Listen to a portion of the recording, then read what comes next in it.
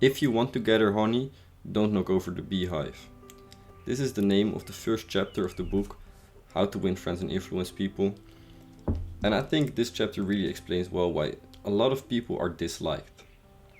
It's because of criticism. People don't tend to criticize themselves. They never think they're wrong or doing anything bad. In the book, How to Win Friends and Influence People, he explains that even murderers don't even think they're the bad guy.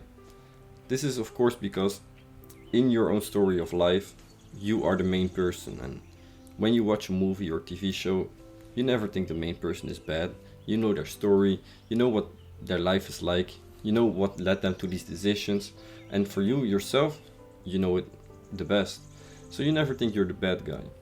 And when people do criticize you, you go defensive. It's your ego, your pride, you get defensive.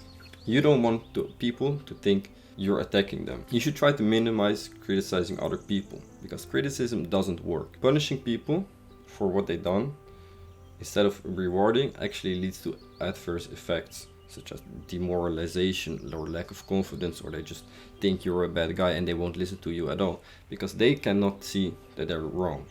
And you probably cannot either, me neither. This is not a fault in them, this is just a fault in humans. Instead of punishing, rewarding can give lasting change and makes people like you more.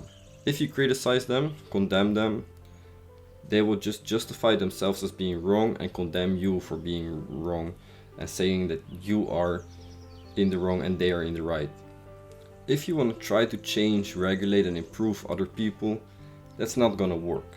There's only one person you can change, regulate or improve, and that's yourself.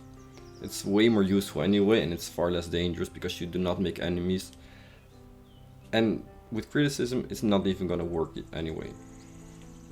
People are creatures of emotions. We respond to emotions if we want it or not. So when people say, you're doing this wrong, you're bad at this, blah blah blah, all these bad things, we're gonna respond emotionally and say, no this, no that, and we get defensive and the ego pops up.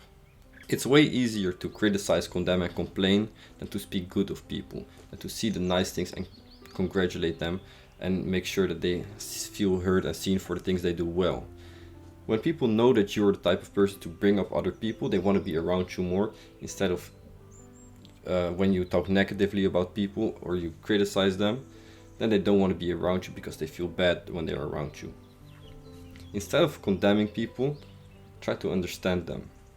As I already said earlier with the story about movies and TV shows, you understand where these people are coming from, so you like them anyway, it doesn't matter what they do. The same for you, you're never wrong because you know where you're coming from. If you try to understand other people, it's going to be easier to accept them and not criticize or condemn them. This all being said, it's very important to not let people walk over you. Of course, don't criticize them, don't condemn them, but still have your boundaries. Don't just always agree with everything everybody's saying. You can still have an opinion, you can still be yourself, but don't unnecessarily bring other people down. It's about lifting people up, not putting them down.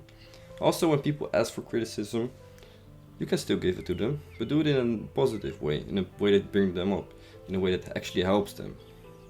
This is also what I think you can practice if you want to put this into action. Next time that you're criticizing somebody or you're telling them something they can do better, before you say it, think to yourself, is this gonna lift this person up or put this person down?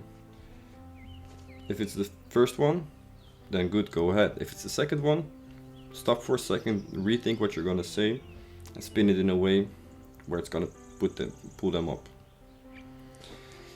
Be better than you were yesterday. I'll see you next time.